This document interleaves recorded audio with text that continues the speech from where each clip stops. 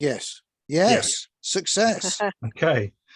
Okay, so the first slide is obviously apprenticeships, higher degree and master's level. So yeah, so anybody can do an apprenticeship at a higher degree or master's level as long as they're eligible. So their job role has got to be suitable for it. So just to talk a little bit about what an apprenticeship is, it is a paid job. Employees learn and gain valuable experience, and it's alongside on the job training. 20% of working hours are completed with sort of the classroom based learning, what's required within the university or college where you want to do your training. And it's obviously you've got to be in paid employment to do an apprenticeship. So you know, as long as you employ people, you can they can do an apprenticeship, or you can do an apprenticeship yourself if you are an employer. You can't do it if you're a one-man band. Basically, you have to be employing people really to be an employer to benefit from the funding to run an apprenticeship. But obviously it gives you that hands-on experience, and it gives that person the formal qualifications. So that's it could be a HNC or a degree or a master's qualification, and it leads to a professionally recognised qualification. Okay, so there's lots of different apprenticeships that might suit your business. So management apprenticeships, obviously the quite popular ones with smaller businesses, because like say you can do a chartered manager degree apprenticeship or a senior leader apprenticeship, and we do those on a weekend block release. So it's like every other month you'd come in for a weekend and attend, so you can carry on with your business work during the day and just come in on a weekend and do that work in what we call the off-the-job training part. We also do apprenticeships on day release as well. So we do a spring intake for a chartered manager and senior leader as well. We do digital and technology and engineering. So we do a day release version of those, a construction programs as well on day release, and healthcare, so that's nursing, that sort of thing, we do on day release and placements as well. So we do quite a huge variety. These are all the different types of apprenticeships that we do at Solent University. So nursing associates, people that want to get a nursing degree can do like a foundation degree apprenticeship and then top it up and do the full degree for nursing. Do I need to show the next slide? Yeah, yes, sorry. Which one are we on? So we'll be on to, if you click on next slide, I think we've talked about what an apprenticeship is really, and it's government funded. The next slide is just kind of the different types of apprenticeship that might suit your businesses. And then slide 4, what are the different types of apprenticeship we offer? Okay.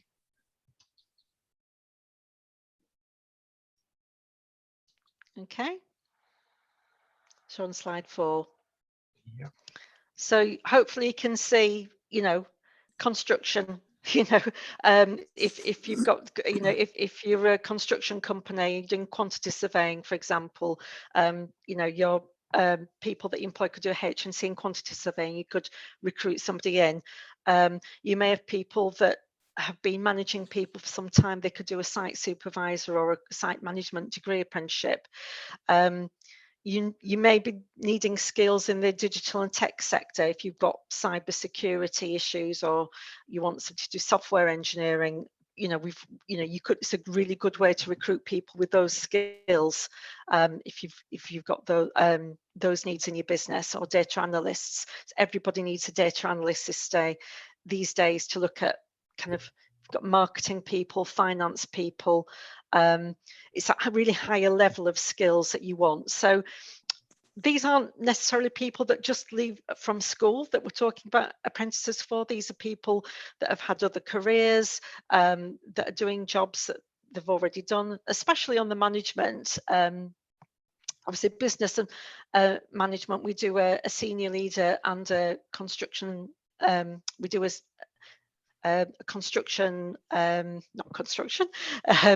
we do a chartered manager degree apprenticeship, and we do a senior leader apprenticeship with an MBA. So the Chartered Manager's a fast track degree. So that would suit anybody in any profession, in any company, really. So quite a large variety of programs that we do. Apprenticeships have got to map to the job role of the person that's doing them. So like I say, if you've been an engineering firm, you've got engineers that have been managing, and mentoring other engineers and bringing them up, then perhaps they've got great engineering skills, but if there's no management skills, then maybe a chartered manager degree fast track. We could look at them doing something like that if you wanted to progress them, really. So it's a really good opportunity to retain your staff and develop them. Just on the next slide, can we just go to how can apprenticeships with Solent University help my business? Okay, that's up. Yeah, okay. So any size of business, if you're 2 or more people, you can benefit because the funding is there. You can reserve funding of 100% of the cost, and then you would only be charged 5% of that total cost for the actual apprenticeship. So we're talking about level 7 senior leader, which we gift an MBA with. You can do that program, which costs £14,000. You can do it in sort of just over 2 years, around about 28 months to complete the whole program. And you'd only get charged 5% of that £14,000 to do that whole program. So we're talking about £700 now. Tell me where you can get an MBA for £700. It's an absolutely fabulous way of kind of really getting those skills into your business, especially with your senior people, people at a high level that are doing strategic management work for you. Similarly, with the chartered manager, we're talking probably about £13,000 to fast track people that have been in the management roles quite a while and that want to get a degree. So it's a really good opportunity to grow and develop your talent pipeline, offering obviously that university higher degree or master level, plus the professional qualifications that they can gain, especially when these days it's really so hard to recruit and retain talent. So like I say, there's different entry points into the apprenticeship. You may be, if you're recruiting in, yes, the younger talent, we tend to get your A-level leavers, etc., that are coming in to do digital and tech. But when it comes to management, we're not going to get school leavers in wanting to do this. We're going to have people that are our age, that are mature, that are already established in their work role, that are wanting to refine their skills and develop their skills and push themselves forward. So it's a really good way of developing your staff, and also to for them to develop other staff as well for your business, so you can really retain your talent and make it grow your business. So it's a really effective way of doing that. Also, with the university, you've got access to our talent pool of undergraduates, work experience opportunities, and all the wider resources of the university that we offer. So we can introduce you to lots of other services that we do. So if you don't want to do an apprenticeship, it's not suitable for you, our Revo project or kind of help to grow project, we have kind of similar MBA type courses that we can offer that can do that. And apprenticeships are a really good way of rewarding and recognising existing employees. Like I said, really investing into them. You do have to pay somebody a wage. If they've been with you for 20 years and you're developing them, their wages aren't going to change. They're not going to be on £2.50 an hour. You don't have to change their wages. It's a way of you promoting them effectively because you're paying for them while they're attending university and doing their study as well. Which is usually 1 day a week, or every other weekend, or what have you, if it's a management one. So you're paying them as they're earning and learning, but you're paying them off the job as well as on the job. But it's not onerous. It's something obviously that you're doing as an investment within for them. So no, their wages don't have to change. They don't have to be on £2.50 an hour. Perhaps if you've got somebody at 16 doing a customer service apprenticeship for you, then you can recruit them at a lower wage, but everybody has to have a living wage. And certainly for existing employees upskilling, we wouldn't expect you to be reducing their wage bill because they're on an apprenticeship scheme. But we do expect them to, for you to be paying them, and obviously arrange that with them. Next slide, please. Just a little bit about the process of what's involved. So what is the process of becoming an apprentice at Solent University? So this slide should be coming up now. It's obviously we expect you to nominate as an employer who you want to do this and why you want them to do it. We'll send an application to you or your apprentice directly. We'll explain how they need to complete the application link. They have to submit a CV, a job description, a bit about themselves, all their qualifications, because obviously our higher and degree level apprenticeships, they do require some qualifications and experience. We'll make them do an interview with an academic lead to check their eligibility, to make sure that they're suitable for the programme. We don't set up anybody to fail, so we expect kind of a full conversation, and we do involve their managers with that and their employers. We'll start the programme of study with the dates that are agreed with you, so the start date and an end date. We apply all that we expect them to integrate their learning in their workplace, so it has good outcomes for you. They'll collate a portfolio, they'll track their off-the-job hours, and they'll get regular reviews, so they'll have that progress. And at the end of all of that, they'll do an endpoint assessment, and that will mean that they'll have passed their apprenticeship. So they effectively can get 2 or 3 qualifications. They'll have their apprenticeship qualification, they could have their HNC or their degree or their master's level qualification, and there may be some other qualifications they get as well that's included as part of that apprenticeship as well, or kind of gifted in our portfolio that we provide. So we do provide a lot of extra value with the apprenticeships that we offer.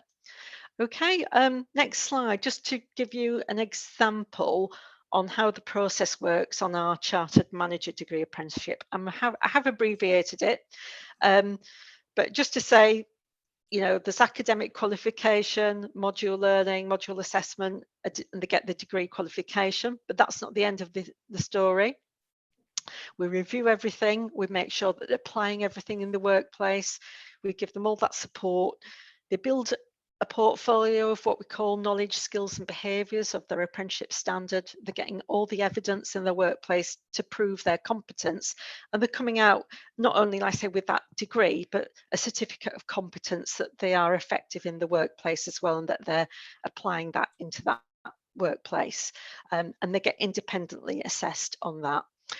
So they'll get their degree, which is a BA Honours in Business and Leadership, and they can apply for the Chartered Management Institute Chartered Manager status as well. So that's professional recognition.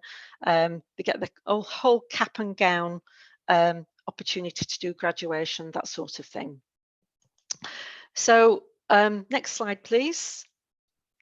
Just to show you kind of what's involved in the type of subjects that we cover.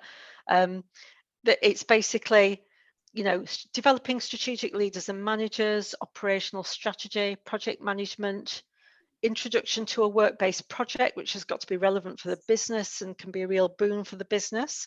We cover business finance and digital innovation for sales and marketing. So those are all the whole kind of subject areas that's covered in that type of apprenticeship. Next slide, if we click over to how the process works for senior leaders. This is a longer time frame. Again, the same sort of process. They're getting outcomes of a senior leader apprenticeship, which is a level 7. They may have been chartered managers, so they've now can become a fellowship of the CMI, and they're getting their Masters of Business Administration as well gifted to them. If we just click on the next slide as well, after what that, so again, that senior leader journey, you're starting to look at the strategic side of things, so strategic people management, strategy, innovations and change, personal and professional development for strategic leaders, an introduction to strategic proposal, finance for strategic leaders. So all of this for senior leaders, it's all about that higher level senior leader journey, really, and the sorts of areas, risk management, that sort of thing that you would encounter as a senior leader. So all this stuff obviously will provide with an MBA eventually. So there are, if we just click onto the next slide, obviously we mentioned about Solent University, and we interact with businesses on a lot of different levels, and we can help you with some of your other business problems, not just apprenticeships. It could be knowledge transfer partnerships if you've done a lot of research in an area. It could be, and you want to share those resources or do projects with us. It can be some freelance work, live briefs. So you may have a project or some bit of research that you need to do, or some resources. We've got plenty, got labs, we've got all sorts of facilities here at Solent University. So we've also got all these graduates, so there's recruitment opportunities there, there's work placements, lots of projects that you can work with us. So there's lots of different ways that you can work with the university, besides just apprenticeships as well. So obviously we're happy to help if you want to engage with us at any point. We're on your doorstep, we're just right in the middle of Southampton city centre, so easy to pop in, come by train, come by bus, or plane as well. But we're a good centre, and we're here for local businesses and to support local businesses as well. Next slide is a quick quiz I wanted to do, and I can answer these questions for you if you want, but I will say them. So things like, do apprentices get the same holidays and sick pay rights as other employees? These are kind of common questions that I get answered. And the answer to that is yes, they do. And apprentices, like any other employee, and often they are an existing employee, they don't have to be a new person, they don't have to be a 16-year-old, they can be any age, at any level, because an apprentice can be from, take them from a minimum level 2, which is sort of GCSE level, right the way through to a master's level postgraduate. So how is the apprenticeship paid for? Well, as a small business, you can reserve 100% of government funds for that, and you'd only pay a 5% contribution. If you're a larger business, you'll pay into a levy. If your wage bill is more than £3 million, the government takes 0.5% of that, puts it in the levy pot for those larger companies, and it can only be spent on apprenticeship. So it's a really good idea for those employers that have a levy to spend it on apprentices, and investing in their apprentices, because the government claws it back if they don't spend it. And obviously for smaller businesses, when you can get a £14,000 master's qualification for your senior leaders for £700, that is also a very good effective use of investing money as well into your staff. Who can be an apprentice? Absolutely anybody over the age of 16, as long as their job role suits to the apprenticeship standard that they're applying for and that they're eligible. And by eligible, I mean they've been in this country for more than 3 years, that they have the right qualification and experience for the apprentice level that they're going in for, and that the funding is there, that you as an employer can support them with that apprenticeship right the way through. Can you do an apprenticeship if you already have a degree? Absolutely. You can have a degree in history, and do a degree in management, as long as that degree isn't the same as the apprenticeship that you're doing. So you can't have a degree in management and expect to do our management degree, because obviously that will be duplicating it, and the government's not going to fund that, so that won't be eligible. But you can have, as long as that subject isn't the same, then yes, you can have higher level qualifications and do an apprenticeship. Can you be an apprentice if you are not full-time? Yes, but we expect you to kind of have usually around about 30 hours full-time work. If you're not full-time, if you're 20 hours or more, we can still sometimes arrange it for certain programs, but we have to extend the program itself. So it's always worth discussing that with us. If it can be accommodated, we try. But we expect a minimum of 30 hours a week to get through something like a degree in a reasonable amount of time. Does the apprentice pay anything towards training? No. Employers pay through that levy or their there is funding that they've reserved. Travel costs, perhaps that they would probably pay for, unless obviously as an employee you want to support. But I mean, obviously, you know, the apprentice would pay to come into work anyway, so it's not too much difference. So no, effectively, the apprentice doesn't pay anything towards their training costs on their apprenticeship. Does the funding stop if the apprentice leaves? So this is a very common problem that we have. If you spent £15,000 on an apprenticeship program, what's going to happen if that apprentice leaves after 6 months? Well, effectively, the funding is taken out on a monthly basis. So if that apprentice stops in month 3, you'll have only effectively paid 3 months of the 24-month program, or however long they're on for, through your levy or through the funding that's come through the government. So it effectively stops when you tell us that apprentice has left you and we withdraw them. So we do hope that people don't stop their apprentices. We expect people to commit to the full program, which is usually 2 or 3 years for an apprenticeship program at higher and degree level. And that includes their endpoint assessment, because they have to be employed at the point that they complete their apprenticeship with their endpoint assessment. So yes, do contact us if that's a problem. Who do we contact to talk about apprenticeship needs? Apprenticeships at solent.ac.uk. So yes, do contact us, or myself, Melina Brothers, or my colleague Kat Brooke. If you want to have a chat, I'm happy to do one-to-one talk. I'm happy to redirect you to lots of other agencies we have in the Solent area, like the Solent Apprenticeship and Skills Hub, because obviously not all of our apprenticeships might be suitable for what your needs are, but we can certainly point you to impartial advice and guidance on the subject matter and the right government websites to help you. Can the Solent University help me with other matters such as research, recruitment of graduates and special projects? Absolutely. Again, you can contact me, or we have our all our external relations people that can help you. So if you just click on the next slide, slide 13, to find out more. This is some links there on how you can find out more. Our communities development team, which is email engagement@solent.ac.uk. If it's not that you don't really need apprenticeships, but you're interested in anything else that I've mentioned, project work, recruitment, just working with us, just checking out our facilities, then by all means, do come along to that. Or email them and they can arrange a visit for you.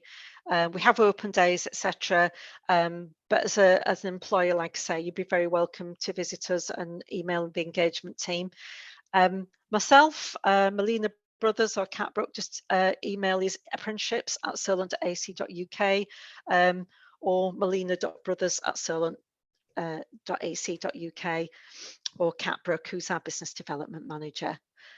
Okay, any questions from that?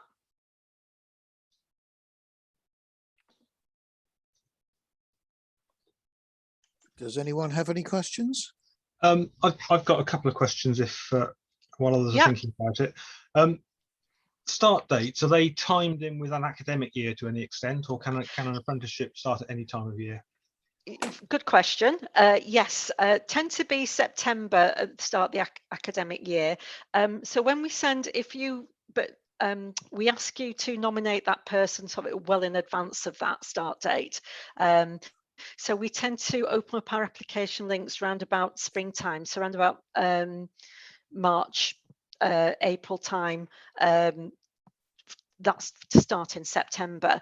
If it's something like the chartered manager or senior leader, we do a spring intake. So we actually will have application links open now or soon for the spring intake, if you're interested. So we've just recruited for the chartered manager.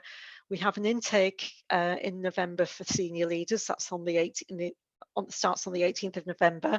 The application links are still open for that. So that's the senior leaders with the MBA, and that's on a weekend delivery. But we'll have a spring intake in May next year. So the application links will be available from, you know, around about Christmas time for that. So if you just email apprenticeships@solent.ac.uk with, and you know, and we can point you in any direction as to, you know, course information, because obviously I've covered a little bit. On this last slide, there is obviously a link there to our website, which goes into a bit more detail about all the different types of apprenticeship programs that I've mentioned on the management.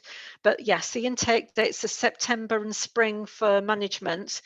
For all the rest of the programs, digital tech, construction, and health, they tend to be September. Nursing, we do a March intake as well for some of the courses.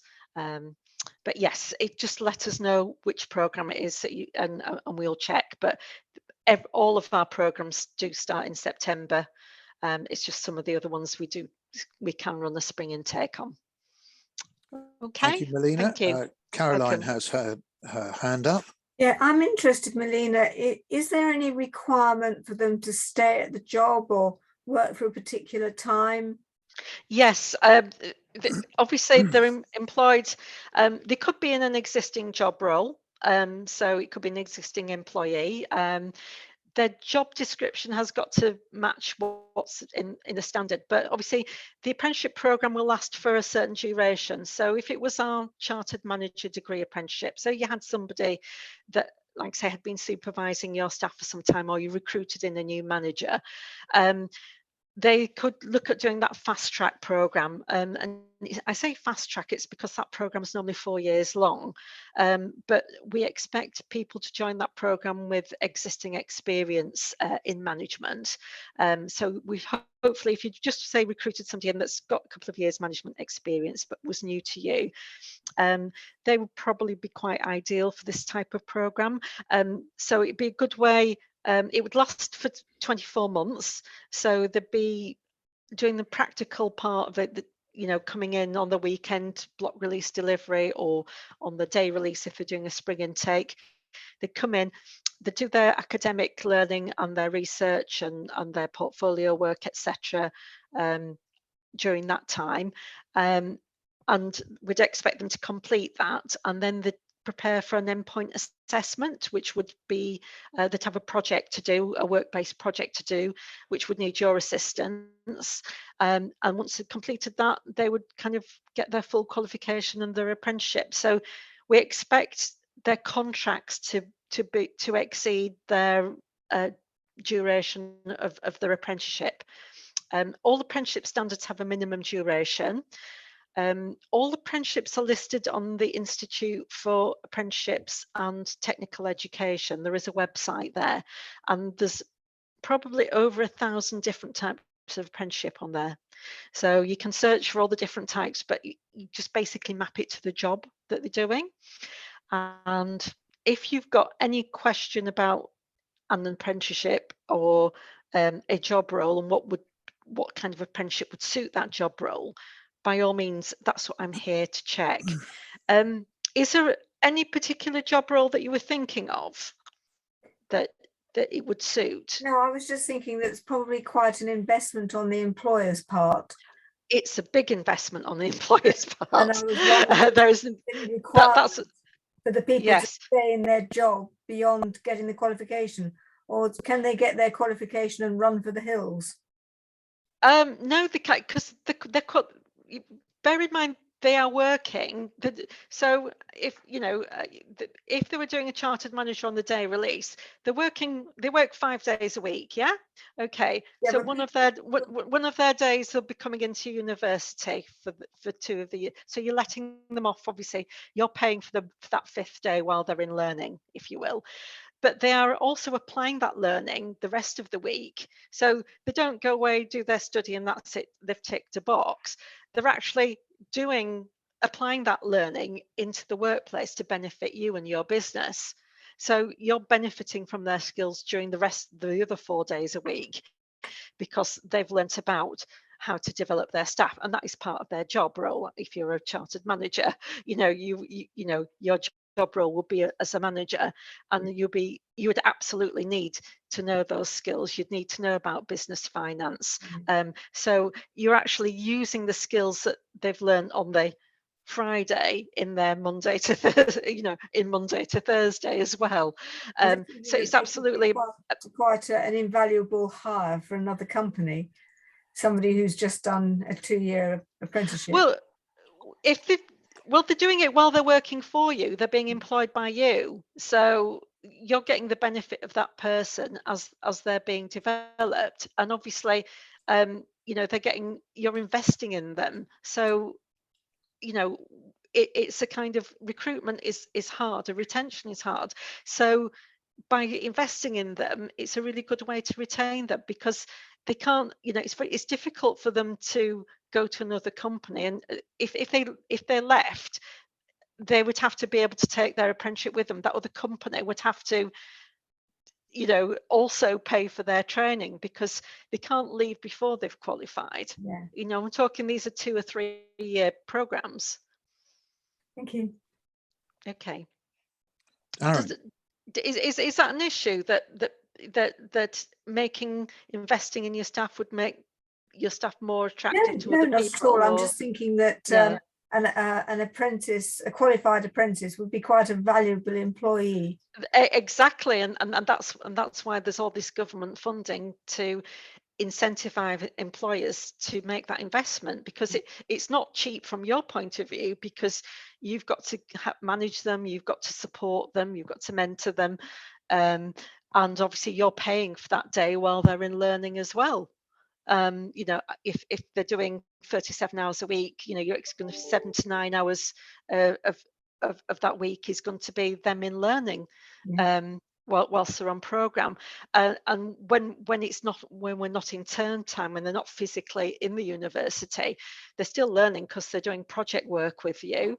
But that project work isn't something airy-fairy. It's applied. It may be, you've got a new marketing project, digital solution that you're trying to do, and that project could be about how they're setting that up, and they're using all these resources to do that. So it's something that if they're doing project work, it's applied in their workplace that matters to you. So it has a real business benefit to you. So whatever they're doing in their apprenticeship will have an outcome in for your business as well. So you should get return on that investment quite quickly as they work through their apprenticeship. Perhaps not the first few months, but as they get into the apprenticeship, they will obviously start applying what they've learned a lot more, and you're the employer that's benefiting from that. And then I'd say kind of at least 70% of the apprentices doing these sorts of doing these apprenticeship programs at a higher level, they're being promoted, because they're, like you say, they're invaluable. Yes, recruiting graduates is advantageous, but getting somebody of a graduate caliber that can work within your business as well and is good to go and competent is even better. Right. Can I, Darren, you had your hand up very, very briefly. Yeah. I'm glad you didn't, because the time is, I believe, 5 o'clock. 1 minute to 5.